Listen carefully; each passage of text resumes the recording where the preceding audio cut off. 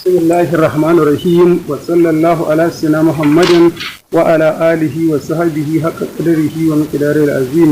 Ɗan uwana musulmai masu bibiyar wannan makaranta tamu mai suna Jibrima TV, yau ma ga wani sirri mun kawo muku. Mujarrabun ne, sahihan mujarrabun ne, an jarabta shi an gani, ba mutum ɗaya ba biyu ba.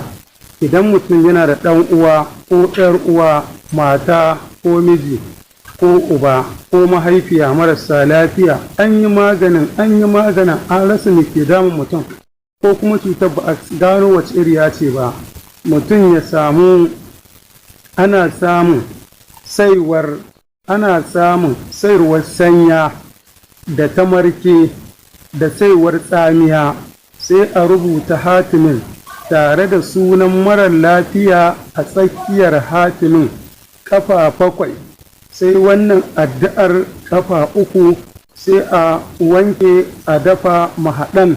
Waɗannan sanyoyin guda 3 da muka faɗa, marke da sanya da tsamiya, su ake dafa su da wannan rubutu a bawa marar lafiya ya sha.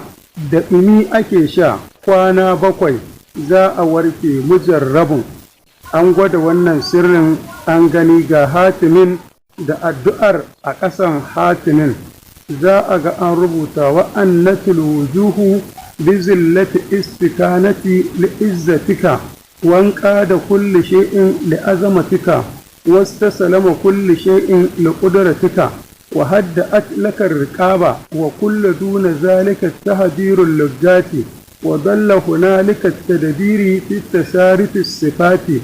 فمن تفكر في إنشائك البديء والسنائك الرفيء والتأمق في ذلك رجاء درفه إليه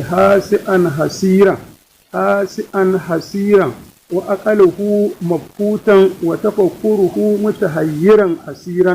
wannan addu'a kafa 3 ake rubuta ta, hatimi 7, addu'ar kafa 3, sai a dafa waɗannan sayin da muka faɗa a baiwa marar lafiyar ya sha, ko jifa ne ko